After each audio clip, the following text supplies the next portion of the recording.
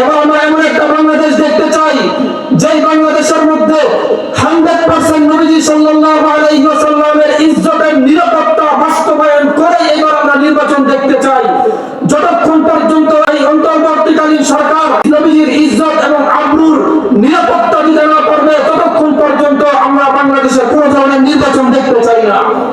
মুসলিহুল উম্মাহ মহিলা মাদ্রাসা কর্তৃক আয়োজিত বাৎসরিক ওয়াজ এবং দোয়ার মাহফিলে কোরআন এবং হাদিস থেকে কিছু কথা শোনার জন্য এখানে এসে একত্রিত হয়ে বসার তৌফিক দান করেছেন। আমরা রব্বুল আলামিনের দরবারে শুকরিয়া আদায় করি, আলহামদুলিল্লাহ।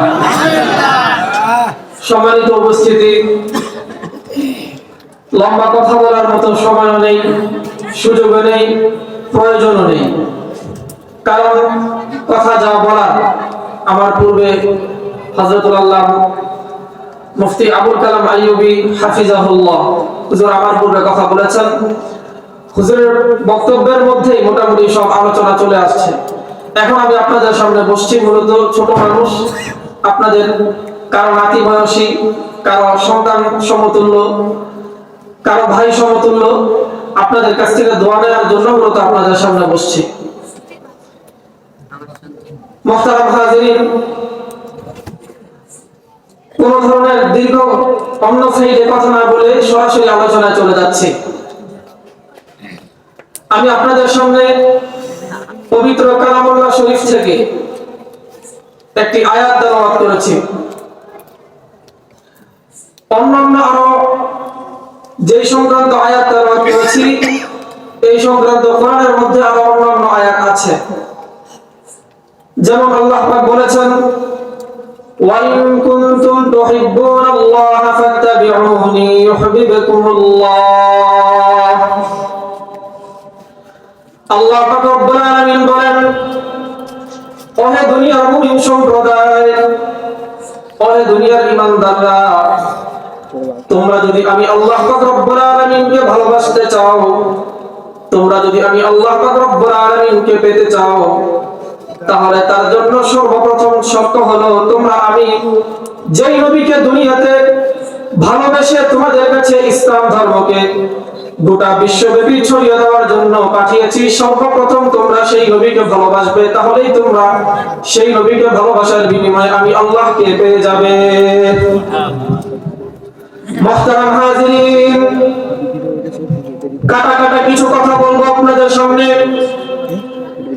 আল্লাহ পাক রব্বুল আলামিন তার নবী মুহাম্মদ আরবি সাল্লাল্লাহু আলাইহি ওয়াসাল্লামকে কতটুকু ভালোবাসেন, কতটুকু মহব্বত করেন, হাদিসে কুদসি আমি আপনাদের সামনে পাঠ করছি। আল্লাহ পাক রব্বুল আলামিন বলেছেন, বিভিন্ন পৃথিবীতে আল্লাহ পাক রব্বুল আলামিন যত নবী রাসূল প্রেরণ করেছেন, সমস্ত নবী রাসূলদের হাদিসে কুদসির মধ্যে সমস্ত নবী রাসূলদের একটা বৈশিষ্ট্য বর্ণনা করেছেন, সমস্ত নবীদের একটা মর্যাদা বর্ণনা করেছেন। কিন্তু যখন আমার নবীজি সাল্লাল্লাহু আলাইহি ওয়াসাল্লামের মর্যাদা বর্ণনা করেছেন, তখন আল্লাহ পাক রব্বুল আলামিন আমার নবী সাল্লাল্লাহু আলাইহি ওয়াসাল্লামকে এক অন্যরকম বৈশিষ্ট্যের মাধ্যমে তার সুনাম বর্ণনা করেছেন। যেমন আল্লাহ পাক রব্বুল আলামিন মুসা আলাইহিস সালাতু ওয়াস সালামের ব্যাপারে বলেছেন, মুসা কালিমুল্লাহ, মুসা হলেন এমন একজন নবী যিনি আমার সাথে কথা বলেছেন। ইব্রাহিম আলাইহিস সালাতু ওয়াস সালামের ব্যাপারে বলেছেন, ইব্রাহিম খলিলুল্লাহ, ইব্রাহিম এমন একজন নবী যে ইব্রাহিম আমাকে ভালোবাসে। এইভাবে পৃথিবীতে আল্লাহ পাক রব্বুল আলামিন যত নবী রাসূল প্রেরণ করেছেন, সমস্ত নবী রাসূলদের একটা বৈশিষ্ট্য বর্ণনা করেছেন। সবার বৈশিষ্ট্যের মূল বক্তব্য ছিল এটাই, যত নবী রাসূলদের মর্যাদা আল্লাহ পাক রব্বুল আলামিন বর্ণনা করেছেন, তার মূল সারমর্ম ছিল এটাই যে সমস্ত নবী রাসূলরা আমি আল্লাহ রব্বুল আলামিনকে ভালোবাসে। এই কথা যখন আল্লাহ বললেন, সমস্ত নবী রাসূলদের গুণ বর্ণনা করলেন। সমস্ত নবী রাসূলদের গুণ বর্ণনা করার পরে সবার শেষে, সবার লাস্টে আমার নবী, আপনার নবী, সারা দুনিয়ার নবী, সারা কুল কায়নাতের নবী মুহাম্মদ আরবি সাল্লাল্লাহু আলাইহি ওয়াসাল্লামের গুণ যখন আমার আল্লাহ পাক রব্বুল আলামিন বর্ণনা করেছেন, তখন আমার আল্লাহ পাক রব্বুল আলামিন বলেছেন ওয়া মুহাম্মাদ হাযা হাবিবুল্লাহ। মুহতারাম হাজিরিন, ওয়া মুহাম্মাদ হাযা হাবিবুল্লাহ, এই বাক্যের অর্থ কি? এই বাক্যের মিনিংটা কি? এই বাক্যের অর্থ হলো এতক্ষণ পর্যন্ত আমি আল্লাহ পাক রব্বুল আলামিন পৃথিবীতে যত নবী রাসূলদেরকে প্রেরণ করেছি, সমস্ত নবী রাসূলদের একটা আলাদা করে বৈশিষ্ট্য বর্ণনা করেছি। অর্থাৎ আমি তোমাদেরকে বোঝানোর চেষ্টা করেছি পৃথিবীতে যত নবী রাসূল আমি প্রেরণ করেছি সমস্ত নবীরা আমি আল্লাহকে ভালোবাসে, কিন্তু একমাত্র মুহাম্মদুর রাসূলুল্লাহ সাল্লাল্লাহু আলাইহি ওয়াসাল্লাম যাকে আল্লাহ পাক রব্বুল আলামিন স্বয়ং ভালোবাসেন। মুহতারাম হাজিরিন, আমি আপনাদেরকে নবীজির ভালোবাসা বোঝানোর চেষ্টা করতেছি। নবীজিকে কতটুকু ভালোবাসা প্রয়োজন, আল্লাহ পাক রব্বুল আলামিন নবীজিকে কতটুকু ভালোবাসেন সেটা আপনাদেরকে বোঝানোর চেষ্টা করতেছি।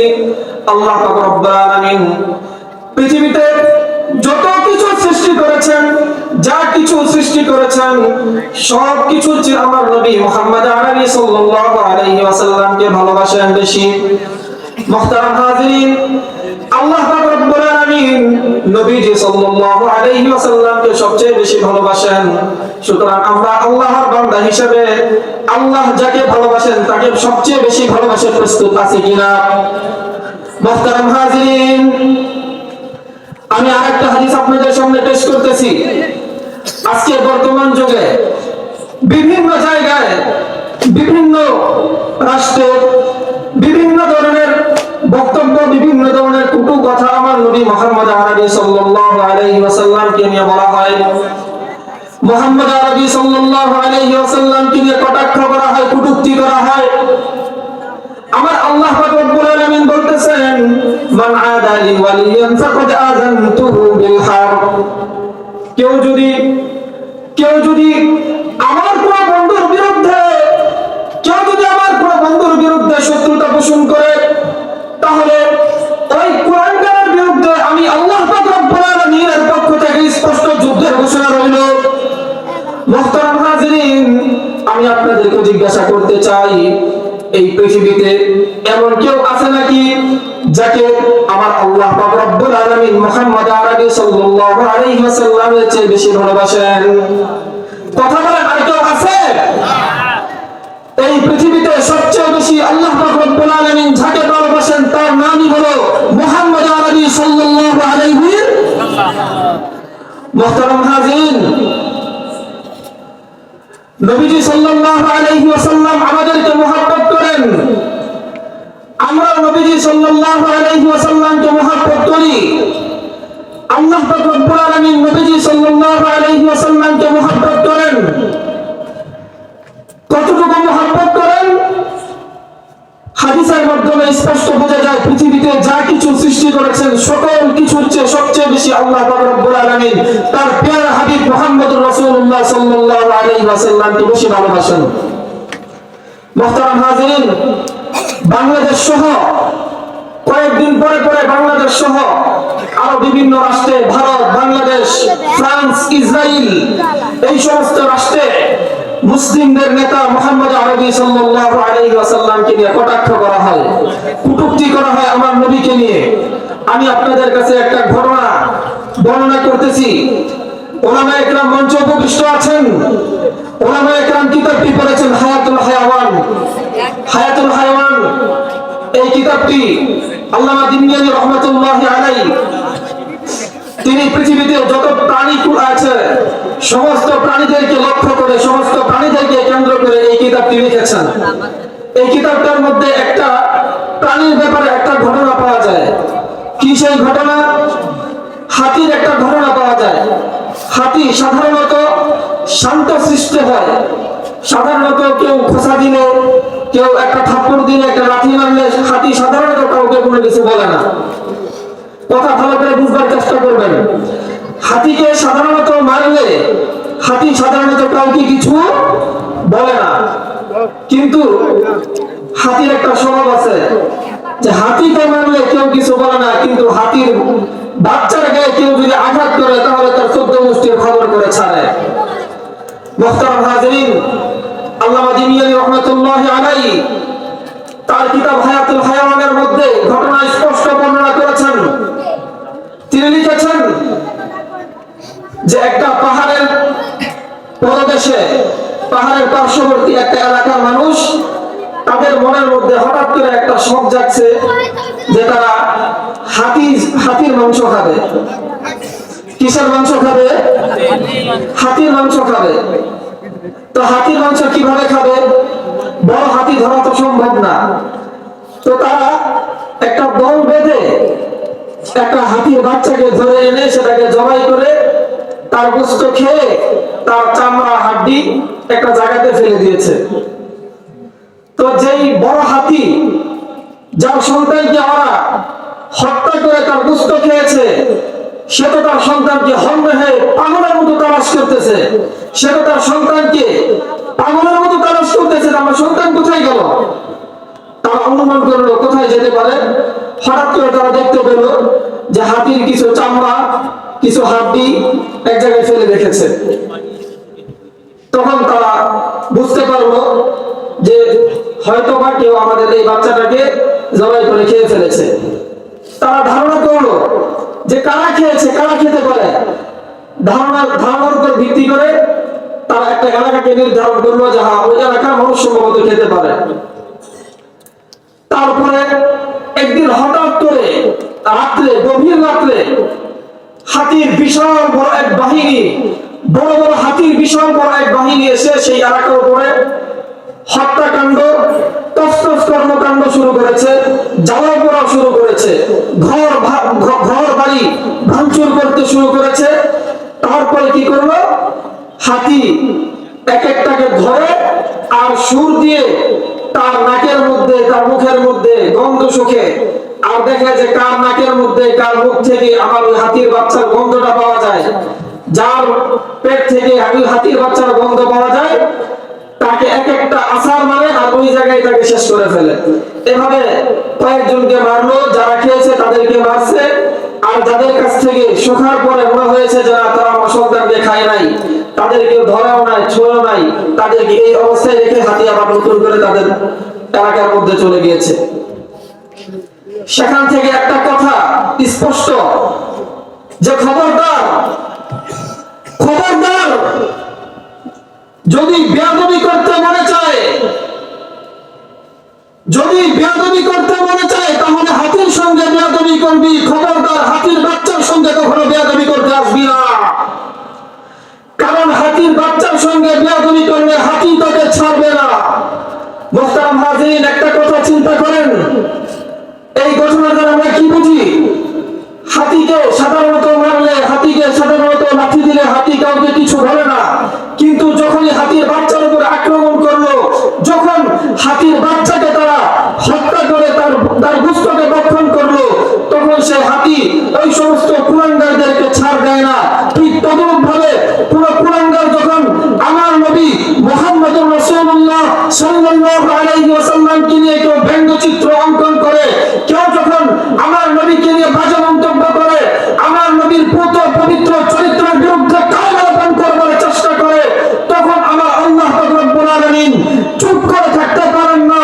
আমার আল্লাহ পাক রব্বুল আলামিন যেমনি ভাবে সেই মক্কার মধ্যে, মক্কার তায়েফের মধ্যে মুহাম্মদুর রাসূলুল্লাহ সাল্লাল্লাহু আলাইহি ওয়াসাল্লামের কাছে জিবরাইলকে প্রেরণ করেছিলেন, ঠিক তেমনি ভাবে কিয়ামত পর্যন্ত যখন যারাই মুহাম্মদুর রাসূলুল্লাহ সাল্লাল্লাহু আলাইহি ওয়াসাল্লামের বিরুদ্ধাচরণ করবে, আল্লাহ পাক রব্বুল আলামিন তৎক্ষণাৎ তাদের উপরে জিবরাইল আলাইহিস সালাতু ওয়াস সালামের মাধ্যমে শাস্তি প্রেরণ করবে।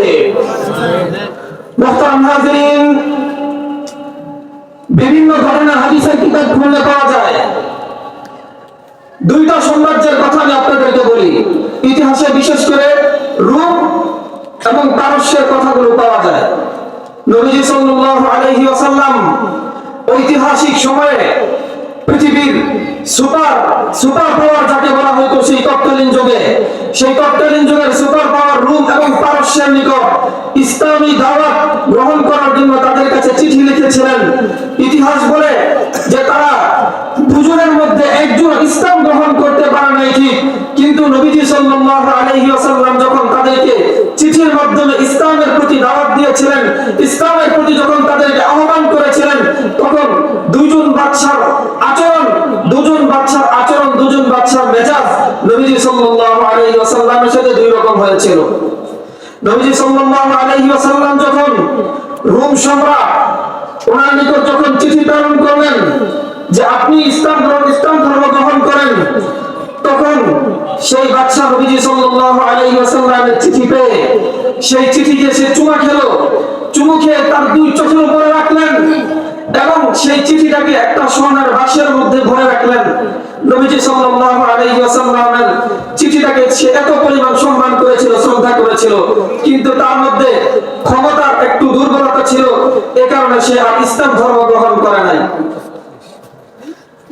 ঠিক তদ্রূপ নবীজি সাল্লাল্লাহু আলাইহি ওয়াসাল্লাম পারস্যের বাদশা যাকে পারভেজ বলা হয়, সেই পারস্যের বাদশা পারভেজের নিকট চিঠি লিখেছিলেন যে তুমি ইসলাম ধর্ম গ্রহণ করো। তখন সেই বাদশা, দাম্ভিক বাদশা, যখন দেখলো যে কিরে মুহাম্মদের নাম আমার নামের উপরে, এটা দেখার পরে সে আর সহ্য করতে পারল না যে আমি হলাম এত বড় একটা ক্ষমতাসীন বাদশা, আমি গোটা বংশ আমার হাতের আঙ্গুলের হেলনিতে পরিচালিত হয়, আর চিঠির মধ্যে মুহাম্মদের নাম উপরে আর আমার নাম নিচে, এটা দেখার পর তার আর রাগ কন্ট্রোল হলো না। সে কি করলো? নবীজি সাল্লাল্লাহু আলাইহি ওয়াসাল্লামের চিঠি হাতে নিয়ে নবীজি সাল্লাল্লাহু আলাইহি ওয়াসাল্লামের চিঠিকে ছিঁড়ে টুকরো টুকরো করে দিয়ে নবীজি সাল্লাল্লাহু আলাইহি ওয়াসাল্লামের চিঠিকে ফেলে রেখেছিলেন নোংরা জায়গার মধ্যে। মুহতারাম হাজিরিন,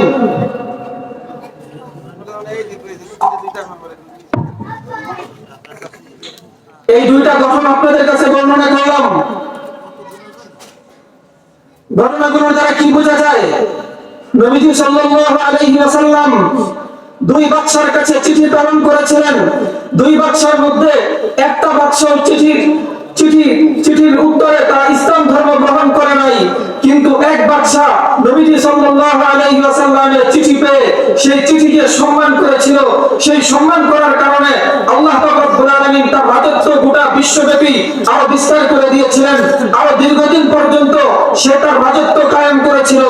আর যখন আরেক বাদশা পারভেজ যখন নবীজি সাল্লাল্লাহু আলাইহি ওয়াসাল্লামের চিঠি পেয়ে দাম্ভিকতার আচরণ করেছিল, যখন এই বাদশা পারভেজ নবীজি সাল্লাল্লাহু আলাইহি ওয়াসাল্লামের চিঠিখানাকে ছিঁড়ে টুকরো টুকরো করে ফেলে রেখেছিল, তখন নবীজি সাল্লাল্লাহু আলাইহি ওয়াসাল্লাম দোয়া করেছিলেন, বদদোয়া করেছিলেন যে হে আল্লাহ, এই বাদশা, এই কুখ্যাত নরঘাতক, এই বাদশা যেমনি ভাবে আমার চিঠির সাথে বেয়াদবি করেছে, আমার চিঠিকে যেমনি ভাবে ছিঁড়ে টুকরো টুকরো করে ফেলেছে, হে আল্লাহ আপনি তার রাজত্বকে এভাবেই ছিঁড়ে টুকরো টুকরো করে দেবেন। মুহতারাম হাজিরিন, যখন নবীজি সাল্লাল্লাহু আলাইহি ওয়াসাল্লাম এই দোয়াটা করলেন, কিছুদিন পরেই দেখা গেল এই বাদশা পারভেজের ছেলে তার নিজের স্ত্রী তার সৎমার প্রতি আকৃষ্ট হয়ে তার সৎমাকে সে নিজে বিবাহ করার জন্য তার পিতাকে হত্যা করেছিল। আর তার যে সমস্ত ভাইয়েরা ছিল তার সেই সমস্ত ভাইদেরকেও সে হত্যা করেছিল। এভাবে যখন তাদের রাজত্ব সমাপ্ত হয়ে যাওয়ার পথে, তখন সেও তার বাবার একটা ওষুধ ছিল, একটা দাওয়াখানার মধ্যে তার বাবা একটা ওষুধের ফ্যাক্টরি ছিল, অর্থাৎ কোনটা খেলে কি হবে, কোনটা খেলে কি না হবে, এই সমস্ত কিছু বিষয় ওখানে রাখতো, কিছু ওষুধপাতি সেখানে রাখতো।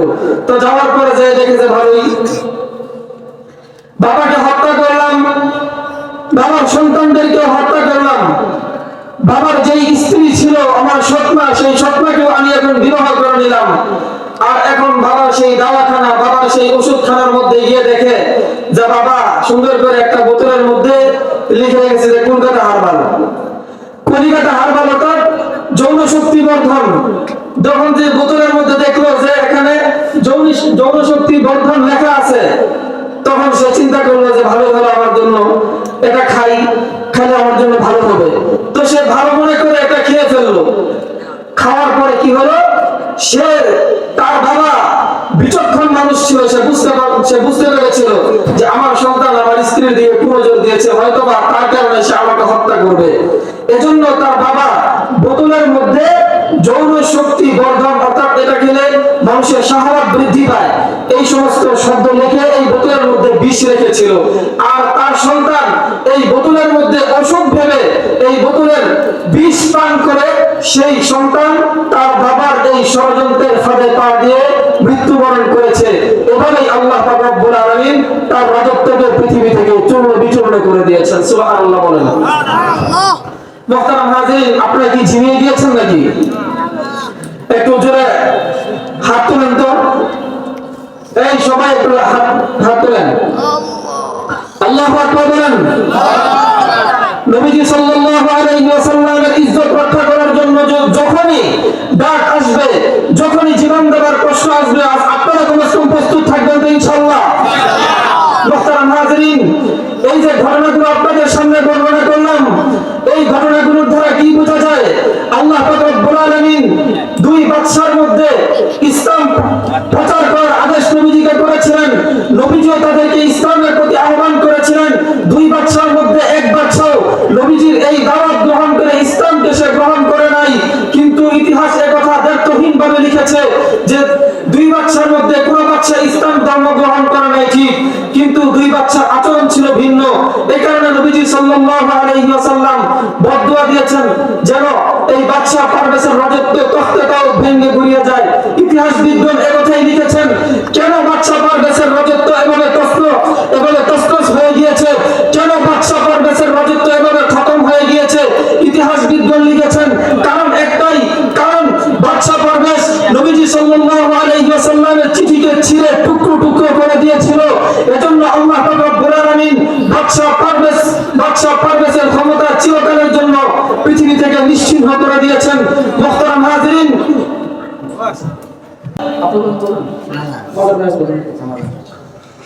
মুহতারাম হাজিরিন, এজন্য নবীজি সাল্লাল্লাহু আলাইহি ওয়াসাল্লামের সাথে যখন বেয়াদবি করা হয়েছিল, তখন আল্লাহ পাক রব্বুল আলামিনের কুদরতে এই বাদশার ক্ষমতাকে আল্লাহ পাক রব্বুল আলামিন কিয়ামত পর্যন্ত চূর্ণ বিচূর্ণ করে দিয়েছেন।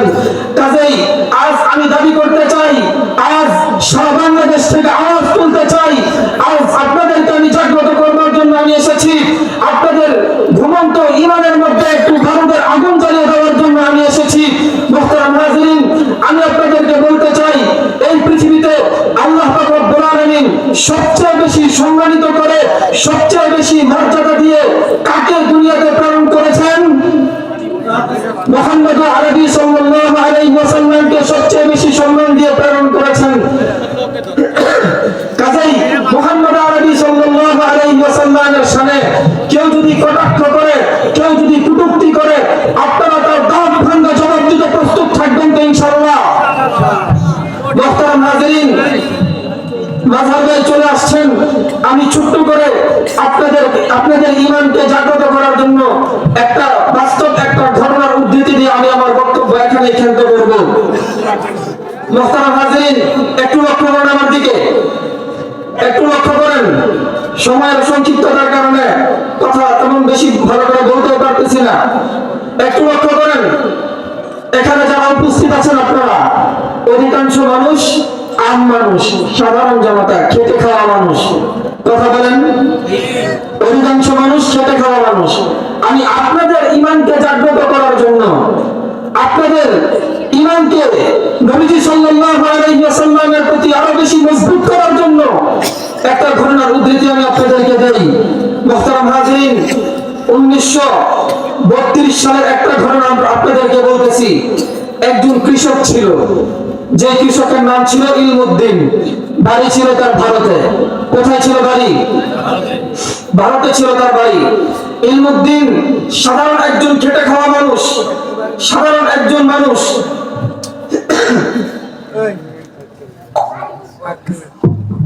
সাধারণ একজন মানুষ ছিল ইলমুদ্দিন। সারাদিন তিনি ক্ষেত খামারিতে কাজ করতেন, কিন্তু নবীজির প্রতি তার ভালোবাসা এতই বেশি ছিল, নবীজিকে সে এতই বেশি ভালোবাসতো। একদিন সে শুক্রবার জুমার দিন মসজিদের মধ্যে গেল। মসজিদের মধ্যে যাওয়ার পরে সেখানে মসজিদের খতিব সাহেব, মসজিদের ইমাম সাহেব যিনি নিযুক্ত ছিলেন, তিনি বয়ান করতেছিলেন। যারা নবীজি সাল্লাল্লাহু আলাইহি ওয়াসাল্লামকে নিয়ে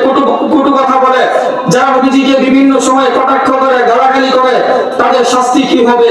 তখন সে এক পর্যায়ে বলতেছিল মান সাব্বা নাবিয়ান ফাকতুলু, যে আমার নবীজি সাল্লাল্লাহু আলাইহি ওয়াসাল্লামের বিরুদ্ধে কটু কথা বলবে, আমার নবীজির শানে কটাক্ষ করবে, তার শাস্তি একটাই, সেটা হলো তার মৃত্যুদণ্ড বাস্তবায়ন করতে হবে।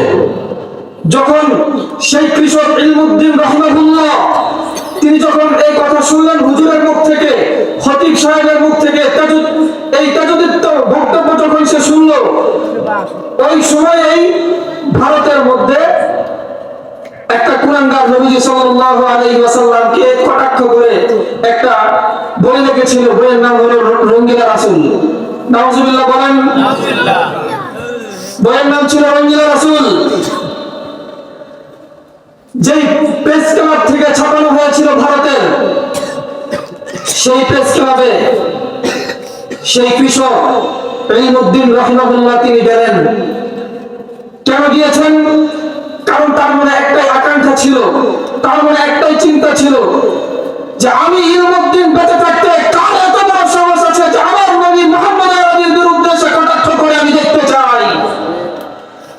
সে একটা চেতনা নিয়ে গিয়েছিল। যাওয়ার পরে সেখানে তিনি ঠান্ডা মাথায় জিজ্ঞাসা করলেন যে আপনাদের মধ্যে অমুক ব্যক্তিটা কে, যে নবীজি সাল্লাল্লাহু আলাইহি ওয়াসাল্লামের বিরুদ্ধে এই রঙ্গিলা রাসূল বই লিখেছে। তখন লোকজন তাকে ডেকে দিল যে এই যে এই লোকটা নবীজি সাল্লাল্লাহু আলাইহি ওয়াসাল্লামের বিরুদ্ধে রঙ্গিলা রাসূল বইটা লিখেছে। তখন সেই কৃষক ইলমুদ্দিন রাহিমাহুল্লাহ তিনি যখন তাকে দেখলেন, দেখার পরে তার ভিতরের মধ্যে ইমানি চেতনা জাগ্রত হয়ে গিয়েছে, তার ভিতরের মধ্যে নতুন করে নবীজি সাল্লাল্লাহু আলাইহি ওয়াসাল্লামের প্রতি ভালোবাসার উদ্বেগ নতুন করে জন্ম নিয়েছে। সে সেই মসজিদের খতিব সাহেবের কথাকে স্মরণ করতে শুরু করেছে যে মসজিদের খতিব সাহেব আমাকে বলেছিলেন মান সাব্বা নাবিয়ান ফাকতুলু, কেউ যদি নবীজিকে গালাগালি করে তাহলে তার বিধান হলো তাকে মৃত্যুদণ্ড কার্যক্রম করতে হবে। সুতরাং এখানে কোন রাষ্ট্র, কোন সরকার, কোন আদালত যদি তাদের বিরুদ্ধে মৃত্যুদণ্ডের কার্যক্রম বাস্তবায়িত করতে না চায়, তাহলে আমি ইলমুদ্দিন তার বিরুদ্ধে একাই লড়াই করব, আমি ইলমুদ্দিন তাকে হত্যা করব। একথা সে চিন্তা করে সেই ইলমুদ্দিন রাহিমাহুল্লাহ সাধারণ একজন খেটে খাওয়া মানুষ, সাধারণ একজন কৃষক মানুষ, সে নবীজি সাল্লাল্লাহু আলাইহি ওয়াসাল্লামের প্রেমে মত্ত হয়ে নবীজি সাল্লাল্লাহু আলাইহি ওয়াসাল্লামকে ভালোবাসা প্রদর্শন করতে গিয়ে সেই কুরানগার নবী সাল্লাল্লাহু আলাইহি ওয়াসাল্লামের ইজ্জতের বিরুদ্ধাচরণকারীকে, সেই কুরানগারকে লক্ষ লক্ষ জনতার সামনে নবীজি সাল্লাল্লাহু আলাইহি ওয়াসাল্লামের ঘাতককে সবার সামনে খতম করে দিয়েছিলেন। মুহতারাম হাজিরিন, সুবহানাল্লাহ বলা উচিত। একজন খেটে খাওয়া মানুষ ছিল, তার মধ্যে ইমানি চেতনা কতটা বেশি ছিল, সে কতটা ভালোবাসত নবীজি সাল্লাল্লাহু আলাইহি ওয়াসাল্লামকে। শেষ করে দিচ্ছি মুহতারাম হাজিরিন, এরপরে কি হলো? এরপরে গোটা ভারতবর্ষ তার বিরুদ্ধে ঐক্যবদ্ধ হলো যে এত বড় সাহস, এটা হলো হিন্দুদের রাষ্ট্র, আর হিন্দুদের রাষ্ট্রে বসে তুমি একজন সাধারণ মুসলিম হয়ে তুমি হিন্দুদের লোকদেরকে হত্যা করবে, এটা কি মেনে নেওয়ার মতো কোনো বিষয়? এজন্য তারা দরবার ডেকেছিল, আদালতে লোকদেরকে একত্রিত করেছিল। একত্রিত করার পরে যারা তৎকালীন যুগে মুসলিম আইনজীবী ছিল, অনেক হিন্দু আইনজীবীও ছিল, তারা সেই ইলমুদ্দিন রাহিমাহুল্লাহ তাআলার পক্ষে দাঁড়িয়ে গিয়েছিল। তাকে বলেছিল যে হে ইলমুদ্দিন, আমরা তোমাকে বাঁচিয়ে দেব, আমরা তোমাকে এই শাস্তির হাত থেকে মুক্ত করে দেব, তবে শর্ত হলো তুমি শুধু কাঠগড়ায় দাঁড়িয়ে বলবা যে আমি যখন তাকে হত্যা করেছিলাম তখন আমার সেন্স ঠিক ছিল না। মুহতারাম হাজিরিন, কথাটা ভালো করে বুঝবার চেষ্টা করবেন, হৃদয় থেকে, হৃদয়ের গভীর থেকে বুঝবার চেষ্টা করবেন। যখন এই কৃষককে যখন তৎকালীন যুগের সমস্ত আইনজীবীরা অফার করেছিল যে হে ইলমুদ্দিন, তুমি শুধু বলবা আমি যখন নবীজি সাল্লাল্লাহু আলাইহি ওয়াসাল্লামের ঘাতককে হত্যা করেছিলাম তখন আমার সেন্স ঠিক ছিল না, তুমি শুধু এটা বলবা, বাকিটা আমরা দেখব, তোমাকে এই আদালত ফাঁসি দিতে পারবে না। তখন আপনারা লক্ষ্য করে দেখেন, ভালো করে শুনেন, সেই ইলমুদ্দিন রাহিমাহুল্লাহ কি বলেছিলেন। বিচারক যখন তাকে জিজ্ঞাসা করলেন যে হে ইলমুদ্দিন, তুমি কেন তাকে হত্যা করলে? সবার যার যার বাক স্বাধীনতা রয়েছে, যার যার বাক স্বাধীনতা শেষে পালন করেছে, তার মনে চেয়েছে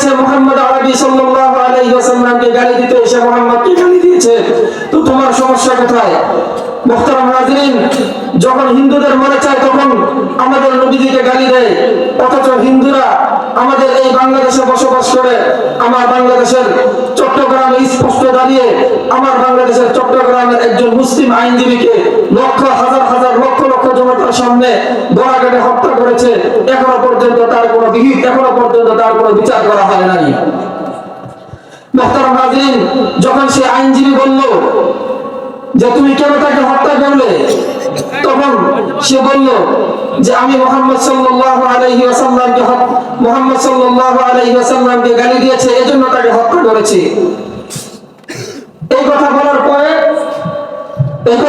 পরে মুহাম্মদ রাসূলুল্লাহ সাল্লাল্লাহু আলাইহি ওয়াসাল্লামের প্রেমে যিনি এই হিন্দুকে হত্যা করেছিলেন তার ফাঁসির কার্যক্রম, তার ফাঁসির রায় হয়ে গিয়েছিল।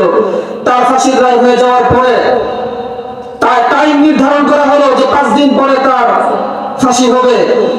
সমস্ত মানুষকে একত্রিত করে সমস্ত মানুষের সামনে তাকে ফাঁসি দেওয়া হবে। মুহতারাম হাজিরিন, যখন এই সিদ্ধান্ত হলো আদালত থেকে যে তাকে ফাঁসি দেওয়া হবে লক্ষ জনতার সামনে, তখন ভারতের তৎকালীন যুগের সমস্ত আইনজীবীরা একত্রিত হইল। একত্রিত হওয়ার পরে ইলমুদ্দিন রাহিমাহুল্লাহ ওনাকে বলল যে হে ইলমুদ্দিন, তোমাকে তো আমি বললাম, আমরা সবাই একত্রিত হয়ে বললাম যে তুমি শুধু বলবা যে যখন তুমি তাকে মেরেছো তখন তোমার সেন্স ঠিক ছিল না, তখন তোমার মাথার মধ্যে তোমার কোনো বুদ্ধি কাজ করছিল না, তুমি এই কথা বলবা, বাকিটা তোমাকে বাঁচিয়ে নিব। মুহতারাম হাজিরিন, এই কথা যখন তৎকালীন আইনজীবীরা ইলমুদ্দিনকে বলেছিল, তখন ইলমুদ্দিনের জবাবটা কি দিয়েছিলেন? ইলমুদ্দিন রাহিমাহুল্লাহ কি বলেছিলেন তাদেরকে?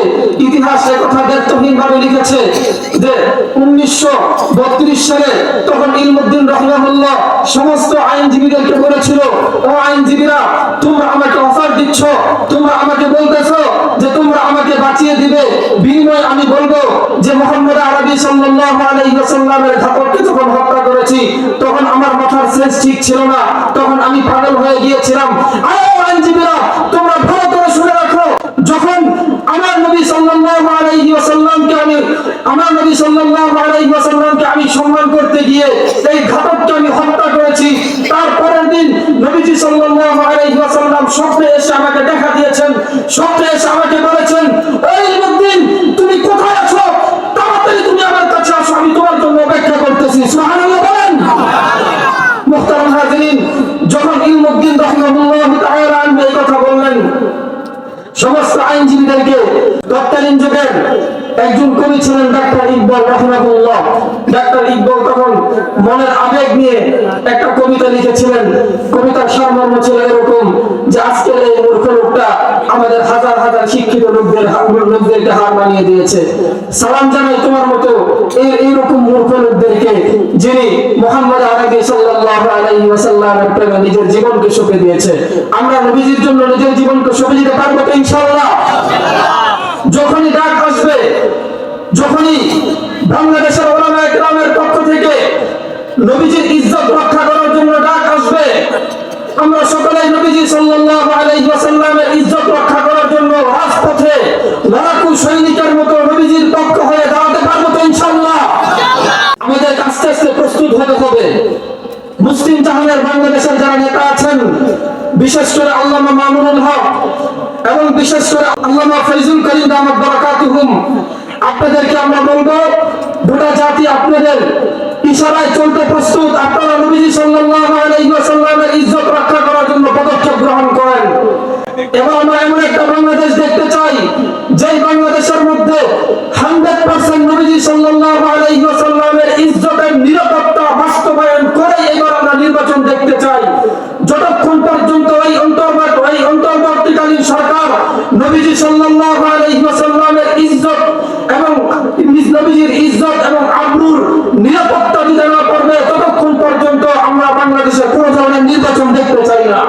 লম্বা কথা বলার সময় নেই, যে কথাটুকু বললাম, আল্লাহ পাক রব্বুল আলামিন আমাদেরকে এই কথাগুলোর উপর আমল করার তৌফিক দান করুন।